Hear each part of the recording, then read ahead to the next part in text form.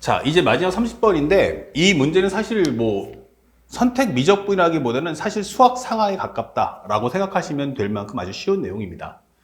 현재 실수 전체집합의 연속이고 역함수를 갖는다라고 설명이 있어요. 그럼 1대1 대응이겠죠? 함수 y는 fx와 역함수의 그래프가 세 점에서 만나고 라고 설명이 있어요. 그러니까 이 얘기는 뭐냐면 첫 번째는 fx하고 f 인버스 x가 만나 이게 되는 거야. 그런데 양쪽에다 f를 합성해주면요. f 합성 fx는 f 합성 f 인버스 x이기 때문에 이거는 바로 항등함수가 되면서 f 합성 fx가 x가 된다. 이게 설명해 주는 거야. 그러면 여기서 제일 중요한 건 현재 여기가 x가 있고 여기가 y가 있고 여기가 z가 있는 거야. f하고 f로 가는데 중요한 건 이거예요. 잘 보세요. a, b, c가 있고요. 그 다음에 여기서 a는 무조건 a로 가야 돼 라고 설명해 주는 거야. 맞죠? 그러면서 현재 정의역과 치역이 같아진다면 현재 여기다가 a, b, c를 깔아봤어요. 그러면 만약에 여기서 정리하는 게 이렇게 돼버리면 어떻지? fa는 a다. 그래? 그럼 다시 여기를 a를 f 넣으면 어때? a죠. 이렇게 되는 거야. 그래서 이런 경우는 f 합성 fa는 뭐가 된다? 이건 a가 되는구나. 이런 설명 되고요. fb는 얼마야? 그럼 b야. 그러면 b는 어디로 가야 돼? 다시 b로 갈 수밖에 없죠. f 합성 fb. 근데 fb가 얼마야? fb는 b래. 그러면 b, 요것이 b란 얘기야. 요 손으로 가린 부분, 여기가 b야. 그럼 fb가 되니까 다시 b로 간다. 이런 방법이 있고. 또 하나는 fc는 얼마 된다? c야.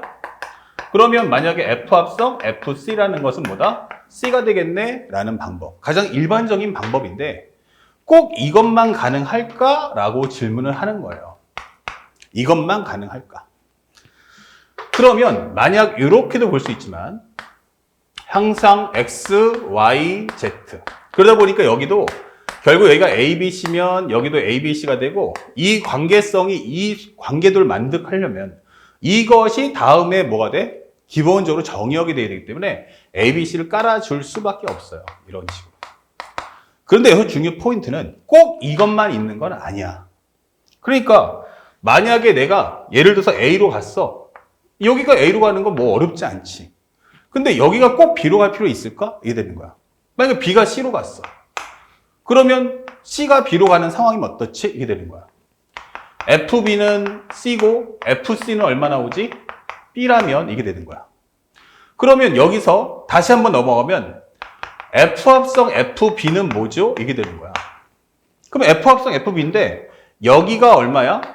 C 이게 되는 거야. 그러면 FC가 B니까 결국 이것도 B가 되는 거 아니야? 이게 되는 거죠. 그러면 여기도 마찬가지지만 F 합성 FC는 뭐야? 라고 하는데 이 FC라는 값이 뭐죠? 라고 하면 FC는 바로 B야. 여기 써있듯이. 그러면 FB는 뭐죠? 하면 이 값은 바로 C다. 이렇게도 설명이 가능한 거야.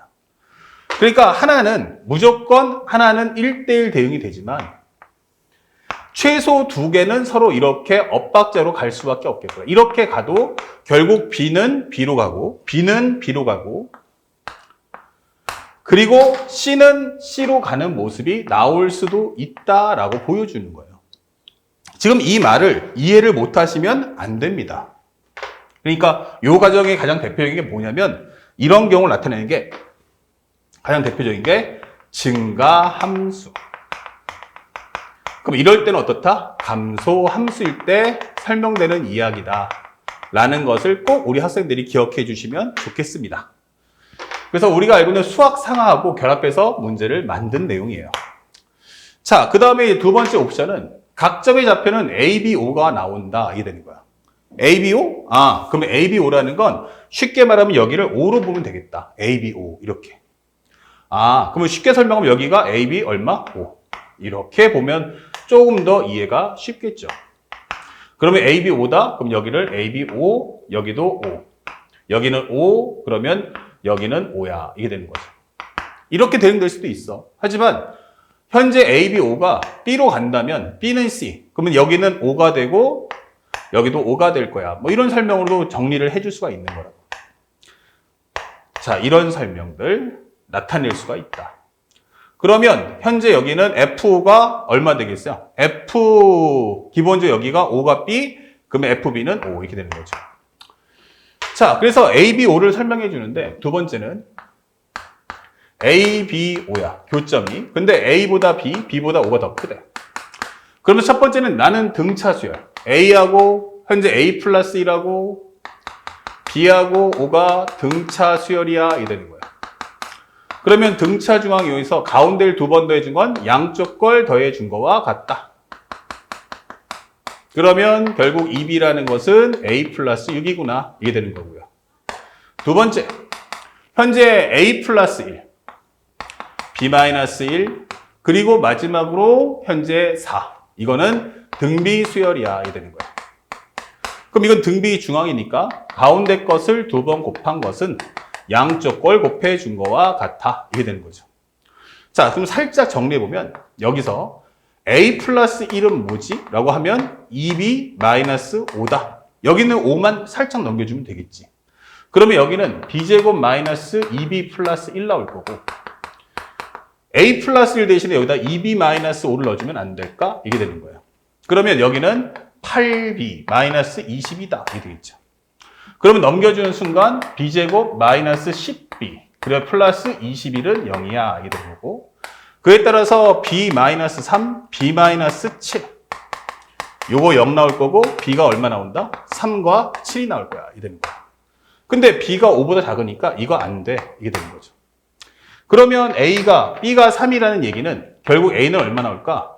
B가 3이면 이거 6이네? 그럼 A는 0이야. 이게 되는 거죠. 자, 여기까지 정리해서 0, 3, 5가 나온 거야. 그러면 여기도 조금 더 바꿔준다면 0, 3, 5 이게 되는 거죠. 0, 3, 5 이런 식으로 값의 대응을 보자. 이게 되는 거예요. 다 지우진 않을 테니까 내용 정리만 살짝 봐주시면 돼요. 이렇게 갈 수도 있고 이렇게 갈 수도 있다라고 보여주는 거예요. 0, 3, 3, 5 이게 되는 거죠. 근데 꼭 이게 1대1등 되는 게 꼭 첫 번째만 같은 게 아니야. 가운데가 같을 수도 있고 마지막이 같을 수도 있어요. 자, 그런데 일단 경우에서 맞춰봤고요. 살짝 지워주는데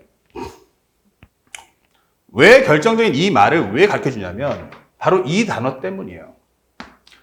A에서 B까지 fx하고 f 인버스 x dx가 11, 13이 나왔대. 오케이. 그러면 세 번째. A에서 B까지 fx dx. 그리고 A에서 B까지 f 인버스 x dx. 그러면 요것이 얼마 나온다? 요것은 얼마 나왔냐면 간단하게 여기가 11. A에서 B까지 f 인버스 x다 라고 해버리면 요 값은 13이 나와요. 근데 우리가 A, B를 알잖아요? 그러면 상황을 업데이트 하세요. 그럼 여기가 0이고 여기가 3이야. 0이고 3이야. 그리고 여기가 0이고 3.